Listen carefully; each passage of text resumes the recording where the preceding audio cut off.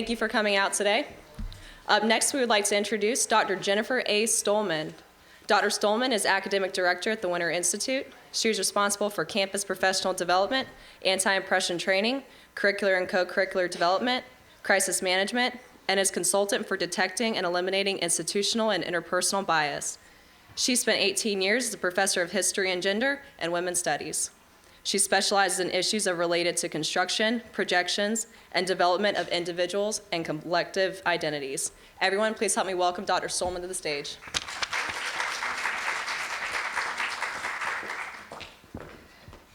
Okay, sounds like my mic is on. Hi, how are you? No? You're not watching TV, I'm live. I'm live, I'm living. Someone can pinch me, but I'd rather you didn't. Well, it's a nice crowd today. Okay, well, thank you for the nice introduction. I always appreciate people's time, so I'll let you know this will go for about 42 minutes with room to speak afterwards. So settle in and enjoy the ride, okay? All right, good. So first of all, good afternoon, and thank you for inviting me to speak to you today. I would especially like to thank Dr. Robin Street and her students for having the bravery and the innovation and the compassion, really, to mount this campaign. There is no greater effective method of growth than when we learn from friends, from people who you trust, who you spend time with, who across these months and years you have experienced the ecstatic highs of successes or the painful pricks of failures, be it inside the classroom or in other parts of your lives. Over the next few days, you'll be treated to a number of events designed to focus your attention on the importance of experiencing and valuing difference. If you take advantage of these events, if you pull yourself away from your previous perceptions and actual unnecessary commitments, you should feel growth. Growth is experienced in many forms. We can feel the brilliant lightning strike of enlightenment and epiphany, and we can feel the painful solitude of learning that the ideas and perceptions of others carried from our lives and communities are not quite as comprehensive as we thought. Over the next few days, we will learn that people are much greater than they appear, and they offer us so much. But like everything, we cannot experience the elevated without stretching our attention and opening our minds and spirits. I know we live in a busy world where each and every moment of every day is accounted for, but for a few days, step on a different gauge and ride a different train. You will be the better for it. So, when one creates a complex gift for growth, such as this MEek campaign, you have to take a moment to acknowledge the people who spent months creating this experience. These are your peers, and they are sharing their knowledge and capabilities with you. They could have contented themselves to hold such knowledge to themselves, but they chose not to, and so we should actually be quite grateful. The sessions this morning and the sessions over the next few days have been crafted to expand your horizons. They are designed to enrich. The students who have carefully created this comprehensive experience have adopted what I would call as an anti-deficit approach. Engaging in difference, engaging in diversity, does not assume a priori that people are bad or intentionally biased or that certain people are meaner than others. These are not effective methods for teaching and engaging in diversity and difference. And your students who developed this campaign know this. So what did they do? They created a full-bodied program, and all you have to do is scan the program, and you will be engaged in many ways and through many methods. There are addresses, there are workshops, there are creative sessions, and equally crucial, there are spaces made where people can speak and share their stories. These next few days are opportunities. They are not demands. Do not misunderstand the work of diversity. Hats off to you, my dear colleagues. These actions on behalf of equity will impact the people who attend beyond current calculable measure. Personally, I have to thank the students because they did something great and powerful for me. Your small but not insignificant gifts to me pushed me out of the dark spaces of insecurity as it relates to my work. Allow me to explain for the rest of the audience, and I think that it serves as a perfect frame for our discussion today. Many of you may know that I am dedicated to the project of equity and ending discrimination. It is my passion, and it is my life's work. I secure and apply all of my intellectual strengths to these goals. As sometimes happens, people are threatened with change and are incorrectly sure that when you push for power and visibility for others, you surely must be taking away the power and visibility of some. Well, this is simply untrue, and I'll speak about this in a moment. I was the subject of a very public ad hominem attack which cut across my soul in lasting ways. I wondered whether I was supposed to be in Mississippi and whether my actions mattered. I was brought to my knees, and as you have already and will discover, when this happens to you, your truest friends and those that value your efforts will come to your rescue. I didn't have to say a word. That happened. People stepped forward and forth, and I was grateful. But something equally special happened. I received a folder from Dr. Street containing small but powerful notes about my work. As I sat quietly in my office and turned each note over, I was re-energized and recommitted. Each narrative of doubt regarding the efficacy and potential of my equity and collaborative work pinging around in my mind was countered by the kind and simple notes handwritten by you. I am in your debt, and it is what we do for each other. In addition to the quiet but extremely impactful act, I realized that these notes came from individuals who both do and do not share my life experiences, my perspectives, my faith, my sexuality, my race, my ethnicity, my age, my regional identity, and a host of other aspects about myself. In truth, that fact exemplifies the main point of this conference, and that is that in learning about and experiencing diversity, no one is trying to convert you. No one is trying to censor you. No one is trying to alter you. That isn't the goal. And in fact, for the rest of my comments, conducting and engaging in diversity is about becoming your best and highest self. That's right. Let's reflect on this concept. What does it mean to be the best that you can be? To maximize your potential as a professional, a citizen, a community member, and friend. To quote Dr. Street's opening and initial comments in the publicity leading up to these events, we need to pause.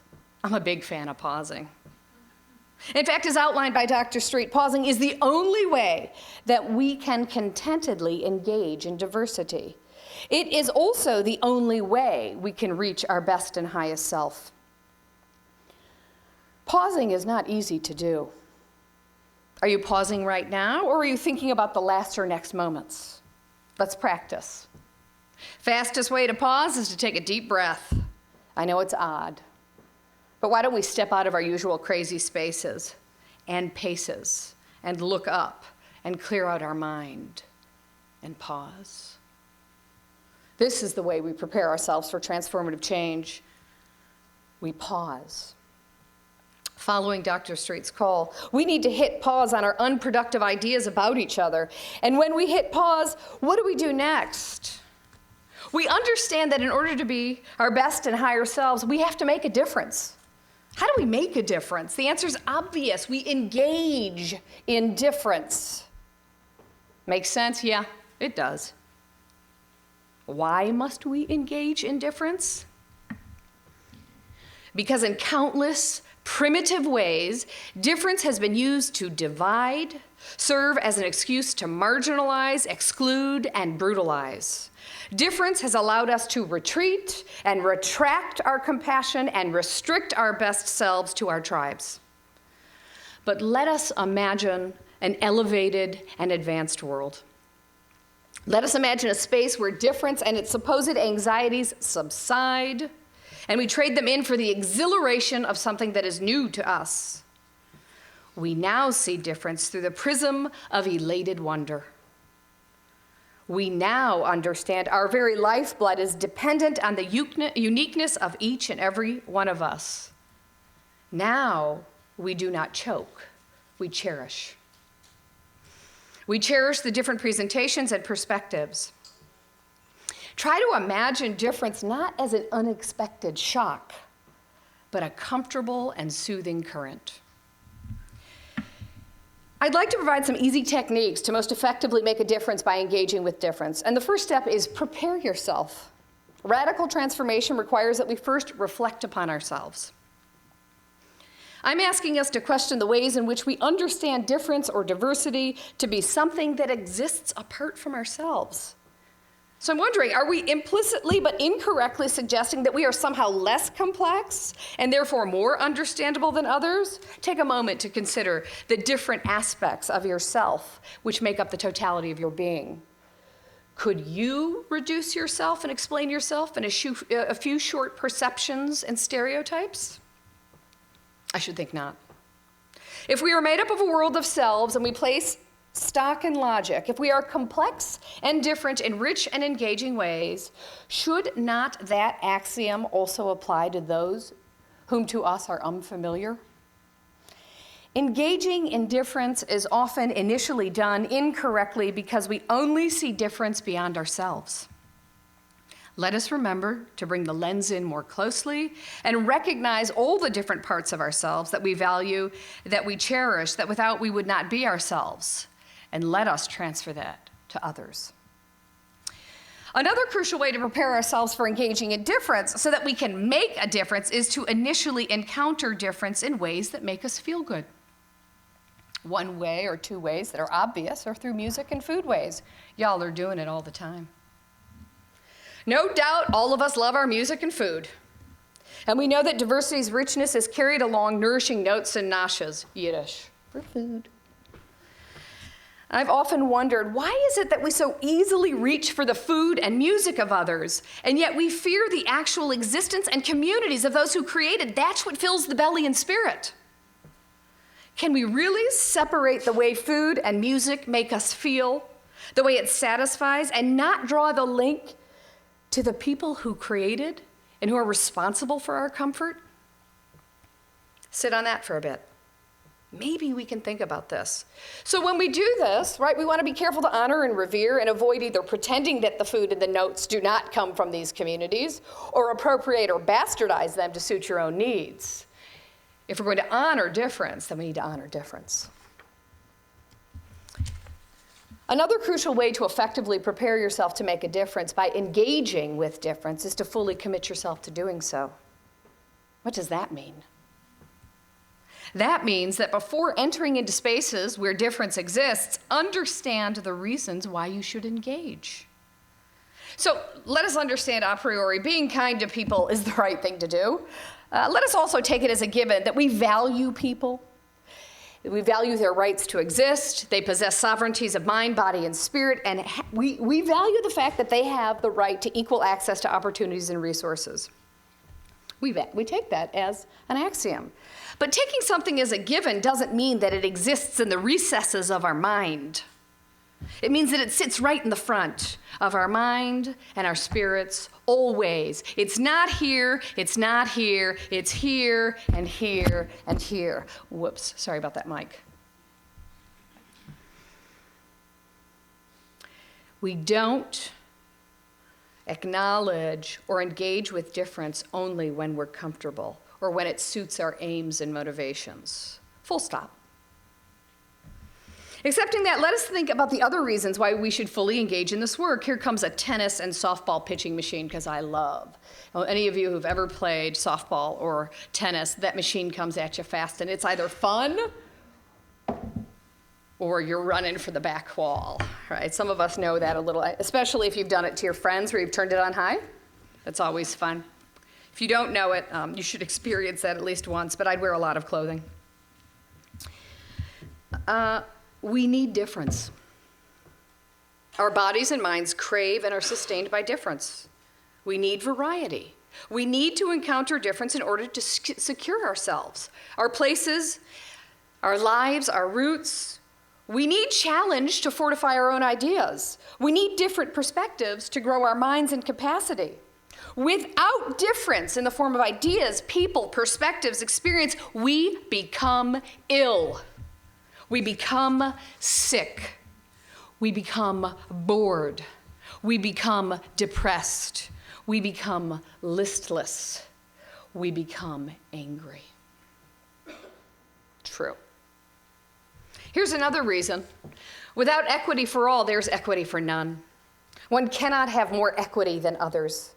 Well, we may believe that to be true. In fact, it's a false statement. Let's throw this statement out and mull it over. If one is oppressed, we are all oppressed. Now let's dive deep, because that's what we're supposed to do in a university. If we are doing the oppressing, we are also oppressed. I'm sitting in a room of thinkers, so let's unpack this with a bit of a less complicated statement. If not consciously, we know from the deepest fibers of our being that when we hurt others, we hurt. True? Think about when you hurt somebody. There's an exacting of your soul when you decide to hurt somebody else. What causes us to hurt others? We've been hurt. And when we've been hurt, we hurt others. And we tumble into a hopeless cycle where we are both the injurer and the injured. Now let us draw the microscope back just a bit. Who do we hurt? Sometimes we hurt the people that have hurt us. And sometimes we displace onto others in the forms of stereotypes, racism, sexism, homophobia, classism, and other oppressive ideologies. That's what we do. We transfer our hurt onto groups of people we don't know. It's easier than dealing with our own stuff. I've been in this work a long time, and I've watched and learned a great deal about why people not only refuse to engage with people different from them, but they irrationally become hostile to them. Now, I'm not a psychiatrist, and maybe I'm mistaking my own PhD for an MD, but I really do spend a great deal of time wondering how we got to this place where we dislike entire groups of people. I argue that it starts with the injured self. The injured self is seeking the scapegoat to project their hurt and their anxieties and their injuries onto them. And like a snowball, gathering more snow and energy as it hurtles down a hill, the mind engages in what I would term injury slippage, whereby one simple, painful interaction whose causal injury cannot be undone is slipped onto another person or group of people who in their bodies or beliefs we have labeled as different. It's not safer. It's wholly unproductive. It's not even satisfying because we never get out of the original hurt. In fact, we expand and exacerbate it. True. Here's another reason to engage in difference, to make a difference. Welcome to the world. How's that one for you? This is the reality, and it's a wonderful one. This world is not filled with consensus or similarities. The majesty of this world is no two of anything, be it people, plants, or perspectives, are the same. Truly, when we encounter difference as it relates to different identities, bodies, and ideologies, you are not in danger. You are living. Encountering difference is to encounter a vibrant world. Let's try and see it that way. How liberating this is. How securing this is. Before we engage in difference to make a difference, we got to conduct some prep work. Do we ever really undertake any serious endeavor without first educating ourselves? Others should not be our only sources of understanding when we engage with difference. Apply the techniques that you're learning in your courses to educate yourself about difference. Conduct some background research. I'm guessing since we're sitting in MEek, a space dedicated to journalism, well, we're actually in Overby, so many of you probably like to read the news. You like the stories. They interest us. They horrify us. They challenge us. They make us feel better. As you do that, as you educate yourself about what's going on in the world that we live in, maybe we want to raise our radars a little bit to the ways in which consuming that news, we're learning about different people, and we're fine. We're okay. You're safe. How can we make a difference if we don't understand the ways in which difference impacts our lives for better or worse? As any solid intellect would lean towards, avoid resting on impressions and anecdotes. You wouldn't purposefully differently impact anything without first conducting your research, would you? You also would never, ever cite a single source in your research. You would never, as an intellectual, adhere to one ideology, one perspective, one experience. So let's try and avoid this when we engage with difference to make a difference. Find out the best sources, not the most readily accessible. Read up. You gotta come fully prepared. Next, I think you should figure out which aspects of difference you'd like to make a difference in, and let's be clear, you can commit to many. I see a lot of people, I want to just do this one thing. You don't need to. We are capable and we are complex, and because we encounter so much in our day-to-day lives, up close and from afar, there's a lot of room to make difference. Think about what are the issues that are close to you. What are the issues that matter to you? How does one decide? Try to sit still and think about your values. What guides your morality? How would you define good as it relates to your actions and interactions? Let those emerging answers serve as your compass. And try to reflect on what aspects of life impact you. Analyze an ordinary day and consider what sparks reactions of fear or compassion. What small interactions or large events move you or stand you still? These answers serve as the guide map for how you can both engage and make a difference. Another solid way to engage in difference, to make a difference, is to measure your words. Well, with tremendous respect to those of you who like to talk, and I stand among you, clearly. Have you noticed how much senseless chatter exists? Have you ever felt exhausted because you've engaged in a conversation that didn't reap much?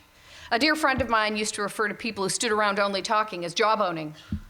Well, who doesn't love a good gab fest? I do. Who doesn't love to pontificate on things we know a little bit about or not? And these are great ways to pass the time away, but they're not great ways to engage in difference. Making a difference means being conservative with your words. It means selecting the words that are the most productive, do the least harm, and are deeply intentional. Useless or harmful words can lead to blockages and injury when engaging with difference.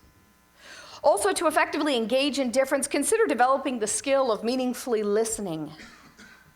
I think we can all agree for some reason, we prefer to be heard rather than to hear. How can we learn about difference? How can we make a difference if we cannot hear each other's words, expressing those differences, the different obstacles and strategies, people's different joys and successes? Let us still our impulse to react, to be triggered, to argue, to find the flaw, to kill change.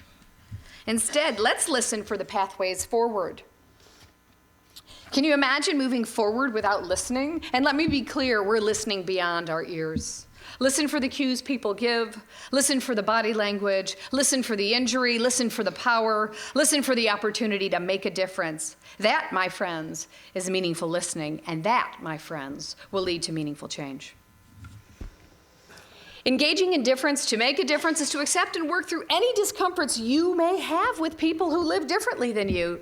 Try to avoid universalizing your experiences. Not everyone's experienced the world in the same ways in which you have, so naturally, they'll have different perspectives about their worlds. Try to practice the concept of empathy. Empathy is crucial, and it is one that will be very effective as you move through this world trying to make positive changes. Practicing empathy can at times be both challenging and it can be super easy, but I always like to put empathy in this way. Listen, please. If nothing else, listen to this. Empathy is about putting yourself in someone else's shoes, not your shoes on somebody else. To engage in difference that resonates with you is not that challenging, but try to avoid making assumptions about people just because they share certain qualities or perspectives or life experiences. Try to avoid those conceptual leaps because they create comfort for you. For people who are different than you or from you, lean on your natural instinct, and that is to practice empathy. To effectively do this, consider the world from the perspective that they share with you. Explore and understand their worlds. Engaging in difference to make a difference means to sometimes step out of your comfort zone. And I'm always interested because I work with a lot of people and they're like, this is too difficult. I can't do it. I can't do it. You're doing it. You're doing it every day. You interact with somebody who is not like you. You're actually doing it with people who you think are like you because they're not you. Embrace the difference. Engage, engage, engage. So one of the hardest things about engaging in difference is to accept that your previous training may have served you and may continue to serve you in many ways, but maybe it's not enough. Maybe all that you bring to this very moment isn't enough. Don't be freaked out or tweaked by that. Every new endeavor requires new skills and new ways of thinking. You're doing it every day by trying to acquire a degree. You're doing it every day by trying to make a new friend. You're doing it every day by accomplishing that which you wish to accomplish. Where do these new skills and knowledge rest? They rest in the minds and actions of people different from you. So investigate the ways that people understand and approach and think about their lives, and see if their approaches significantly impact your life in positive ways, and consider sharing your successful and peace-bringing methods to them. Engaging in difference to make a difference is a two-way highway, and probably bigger. I should have probably made it a four-way, or maybe not an LA freeway. That's a little hard, but maybe a big city on an early Sunday morning. Consider framing your experiences with others who you know and don't as collaborations. Engaging in difference to make a difference means considering the notion and accepting the fact that when we offer our strengths to others, they are offering theirs back to us. Avoid judging people along good or bad lines. This will not be very productive in your efforts to make a difference. This might be the strange one that people often forget about, but I always love this one. Engaging in difference to make a difference also means to accept the successes that you've achieved. Many people fail to recognize that success in making a difference is a journey and a process. I usually hate the word journey, but in this space it works. There's no destination, my friends. We keep going and going and going, and we collect beautiful gifts of difference along the way. There's going to be stumbles, there'll be misunderstandings. You're going to make some serious mistakes, and others may commit serious errors against you. You may at times feel unsafe, and you may have at times or will make others feel unsafe. You may feel challenged, and you may challenge others. You may feel comfortable, you may feel uncomfortable. Allow yourself and others trying to make a difference and trying to get to know difference the opportunities to recover. Don't make assumptions that because someone fails to value an idea or perspective or life experience that you have, that you hold dear, don't assume they're bad people. They're not. They're not. They're as good as you are. They may be nervous, they may have knowledge gaps, they may have different perspectives. Allow people to recover when they stumble and ask them about why they think that way. Best way to do this, and this is the thing, this is what stops people from doing, to engage in difference. They're worried that they're going to create some sort of deeply mortal error, something that just pulls them out of the work or pulls them out of the conversation. First of all, if you've made a mistake, everybody knows I love this. Apologize. It's so fast and easy. I'm sorry. I'm sorry. And mean it. Hit that button. It's the fastest way out of pain. And mean it too. It's not like the kid who's like, I'm sorry, I don't want to get in trouble. It means, I am sorry. What have I done? And be okay. Square yourself. You're okay. We make mistakes. We're allowed to make mistakes. That's the human condition. If you've erred and you don't know why you've erred, make sure you ask. Be brave. Take a deep breath and ask, where did I go wrong? And if you felt aggrieved, be brave enough to, and hopefully with compassion, explain where the gap widened. What happened? Here's what happened. Do it the way you'd want somebody to do it to you. How would you want someone to say, you've made a mistake that's hurt me?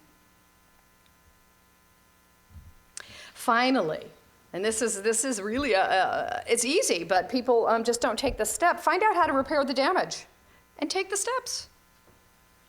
And I'll tell you what happens. Following this process benefits you. It reduces your anxiety and it trains you to be a better person. And the more you do this, the more positive change you can make, the more impact you can have on difference.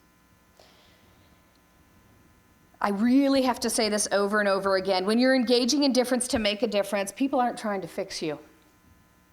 They're trying to share with you. They're not trying to fix you. And if you're trying to fix somebody, you're wrong-headed.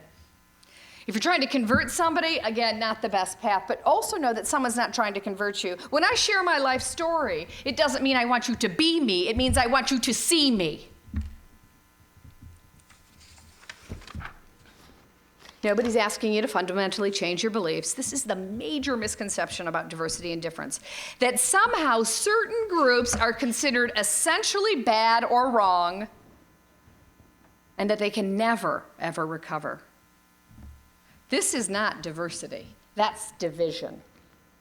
If you feel yourself sliding into these spaces or feeling yourself boxed into those positions, engage in the dialogue, resist the silence, resist retreating, and avoid the assumptions. When someone who has a different life experience or subscribes to values different from yours, try not to judge or rank. It's like impossible. Who's better? And the more we add different identities into the mix, how does that really work? It doesn't. It's a mess, and it's a waste of your time and your spirit. It's a waste of your intellect. Often in the silence of misunderstanding, or perhaps when we reach a challenge, instead of sort of collaboratively working through difference, we create what I have gotten in my own training, imagined fictions. Those imagined fictions are impressions or ideas that we invent when we don't have all the information. It's imagine you're existing and understanding people on a perforated line, and your brain suddenly adds the line where the spaces were. But most times these fictions are not productive. They're often incomplete.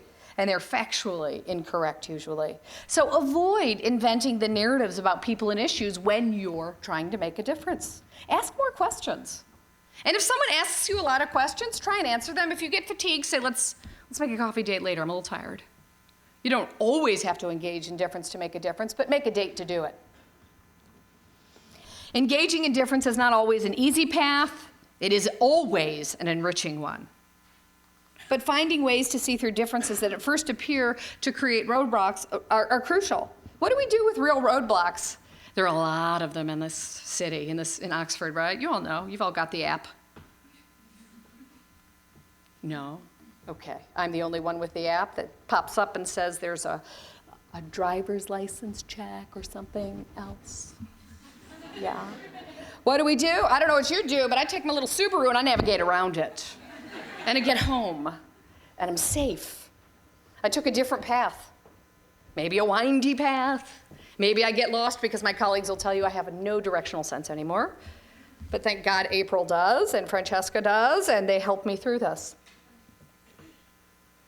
And sometimes, as we get closer to the roadblocks, you've done this too, you see some sort of stop in traffic, to continue with the metaphor, and as you get closer, there is no roadblock. You thought there was a roadblock. There was just a skip in the road that someone slowed down to. So don't always assume that engaging in difference to make a difference means there's always going to be a roadblock. Sometimes it's an easy glide.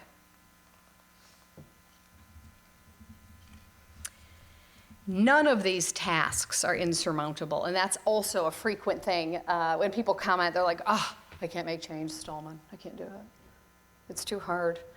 Oh my God, racism, sexism, homophobia, oh my gosh. Or the idea that diversity, that people hate white people or people hate other people. It's not true. It's just not true. Find and recognize and acknowledge the successes of engaging in difference and acknowledge them. Take a moment and say, boy, that was a great and useful conversation. I'm moved by that person's story. And that person's story comes directly from their difference. Take a moment and steep in that. Engaging in difference has often been viewed as challenging because we think we have to solve all the problems in 1 hour. We're going to have a community event on racism. Everyone come out. We'll fix 600 years in 59 minutes. No. We're not going to get through solving these problems without a few bumps and scrapes. But if you only see engaging with difference to make a difference as a path fraught with challenges, then you're blind to the successes that are walking right next to you. And I have to, whenever someone puts me in front of students in a younger generation, and you get younger, I'm getting older, and this gives me more gravitas when I can say these things now. Know your power. Know your power, and accept your responsibility. I cannot handle one more article, or one more book, or one more blog about your entitled generation and how you don't care. It simply is not what I see, and I see you. I see thousands of you in a year. I don't live, and I won't imagine a world where the younger generation does not feel compelled to make change for a better world that they're maturing into. So dismiss those, gently of course, who are fatigued, or who have failed, or who would tell you that you cannot make change. Don't believe them. The truth is that many of our sustained, successful engagements with difference are conducted by our youngest generations. You are at the prime age for making a difference. And all you have to do is look across this campus and this country to see what the youth have done. And this is not a conservative nor liberal speech. This is change that people have made. It's not political, it's personal. It's community, it's not political. I also want you to believe that there are no small acts when you engage in making a difference. In fact, I would submit that the impact of many small acts is infinitely greater than a large gesture. Every interaction with another human is an opportunity to make a difference. While the context of a protest, a vote, a meeting, or an event are wonderful and they're effective, never underestimate the ways in which through our daily actions we can make monumental differences. Let's reference the butterfly effect. And if you're thinking about horror movies, let's interrupt that impulse. And please don't raise Ashton Kutcher's name up, okay? I don't want my talk to be good-looking and actually a heck of a social justice activist, but we talk about the butterfly effect. He sort of brought this back in and out of chaos theory, but it's not Ashton Kutcher's idea. It's been around for a little while. The butterfly effect is something that I am firmly committed to, and I've seen it happen more times than I can count. It's born from chaos theory. Do you not love it? Because we live in chaos. That's okay. It's fitting. The butterfly effect is the concept that small causes can have large effects. Scientists and meteorologists and even science fiction writers like Ray Bradbury have made so much use of this concept in their research and writing, but less so have the humanists and the social justice activists. So let us champion the butterfly effect when we engage in difference, when we're making a difference. Understand, like everyone's like, when I go on campuses or I go in spaces, I'm like, sorry, Dr. Stollman, we only have 2 people or 5 people. Doesn't matter to me. I operate on a +1 paradigm. If I can reach one person, butterfly effect, you can reach generations. One issue, one moment, term it a success. And I'm pretty sure that in the end, when we conduct a full cost accounting analysis of impact and difference making, I'm guessing the advancement of these small impacts will be astounding. So I've arrived at the end of my comments, and I've spent a great deal of time expounding on the spaces and places we need to be in to successfully make and engage with difference. So this afternoon and for the next few days, put these techniques into practice. I do not recommend that you approach this as a chore. If you're getting extra credit, okay, that's cool. But that's not the only reason, put that aside, or put that in your purse or your backpack or whatever you're carrying, or tote it with you. This is not a mundane task. This isn't a bland task. This is something you're forced to do. The students here aren't trying to force you to do anything. They've given you a gift. They've spent an extraordinary amount of time and effort. And also, sometimes when, we're not sure what's good for us and we think something is boring, or even the act of giving extra credit sort of suggests that you're being forced to do something that you don't want to do. So I vacillate between extra credit and not as a professor. But I want us to think about it. When you've engaged in difference, when you've made a difference, was it boring? I can't recall a time when I engaged or made a difference where I wasn't thrilled to my filament. Over the next few days, these are opportunities to better yourself and to feel the satisfaction of having made differences in a world that is improving and still needs more. The world is a magnificent place and provides us with great opportunities to expand our minds and spirits. And I am convinced that the only way to enjoy this world is to engage with people who are different from us, because everybody is different from us. Whether they're individuals or communities or states or regions or nations or hemispheres, maybe planets if I'm still alive. I'm really hoping there's life on other planets. It's got to happen in the next 30 or 40 or 50 years, or else I don't get to see it. SETI, anyone? No one knows SETI. Okay, all right, that's all right. Search for extraterrestrial intelligence, okay. What I want you to leave here today from at least my comments is that people across this nation and the land that you're sitting on right now have been working to make this world a better place. They have worked to solve some of our most complex challenges so that you are able to enjoy a richer and more satisfying life. Prepare yourself to take their place. Join the thousands of folks past and present, known and unknown to you, into the work of making a difference. Learn from these sessions. Keep an open mind. Acknowledge enlightenment and take joy in learning other stories and learning from other people. Investigate your own discomforts and revel in the growth that happens when you encounter difference. And when you complete these sessions, put what you've learned into practice, you have a lot to offer. You have so many gifts, and you have so many undeveloped, and you have lots of knowledge you haven't carried. And that knowledge is carried along the lines of people who are different from you. And as soon as you're trained up, even just a little, step in to making a difference, because we're waiting for you. Thank you very much.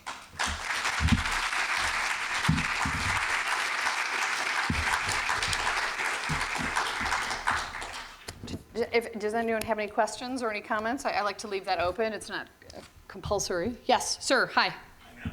Stollman, thanks for your talk. I love difference in all the ways you talk about, starting with food and obviously going on to intellectual diversity. Is that the most interesting people are, to me, are frankly people who don't think the way I do. Right? If we all thought alike, it's fundamentally boring. That's right. And as a fellow liberal arts and leisure graduate, I got bored last night and started thumbing through the peer review journals on faculty registrations. And as it turns out, John Haidt, who you probably read his work on moral philosophy, etc., the most reserved numbers in American academia is there's about 10 liberals for every one conservative. Uh-huh. And that's both in self-identified terms Uh-huh. and in voter registration. And I fully accept those are very imperfect boxes Okay. to sort people. It's about 10 to 1. But 10 liberals to 1. just to one self-identified conservative. Uh-huh. And that's the lowest number. Got it. If you look in particular, it seems that history is the outlier. It's about 33.5 to 1. Okay. And that's with a sample size of 7,000 and change. I'm digging your stats. And in econ, where people think is the Randians, all sit around, do their crazy things, it's still about 4.5 liberals to 1 conservative. So my question to you as an academic and as someone who runs an institute on campus, why is that so? Why is that tilt there, first of all, in the magnitude that is there? And the most important question, so what? How do we engage with it? What do we do about it? What's your name again? My name is Stan. Hi, Stan. Stan, let me say this. I am a liberal. You can see that in my Facebook post, but that's not the work that I do, right? So I'm not sure I can answer that question, because the work that I do in equity and anti-discrimination doesn't fall on political lines. My goal is actually against that. So how do we engage? I don't know if are you suggesting that somehow liberals are more engaged in this than conservatives, or somehow liberals have left conservatives out or have marginalized? Because I'm not political, I mean, in my work life. No, Yeah. I understand, but I'm saying I've encountered more intellectual diversity and less tribalism in a Marine infantry company than I have wandering the halls of academia. Yeah. And I'm fascinated as to why that is. Yeah. So we tend to think you used the word tribal earlier, and I really have a hard time finding a more tribal community than the modern American university. What do you think's going on? That's what I'm asking you. Again, I'm happy to talk about this after, but I am going to be strict in not making a political assessment, because my work is not about politics. If you're asking me, how do I reach people across their political lines? Through compassion, through warmth, through empathy, through listening, through not judging a conservative as bad, as I mentioned in my talks, or not judging a white male as bad, or somebody who has a different faith than I. That's what I would recommend. So I would recommend more dialogue and conversation and empathy. I think you're right. There are some ways in which people who engage in difference and diversity sometimes create straw men, or we've got existing power dynamics that have to be corrected. No doubt about that. But if you're asking how do we bring more conservatives into academia, that's out of my purview. If you're asking me how do we bring more conservatives into social justice, invite them in, and conservatives come on in. That's my answer.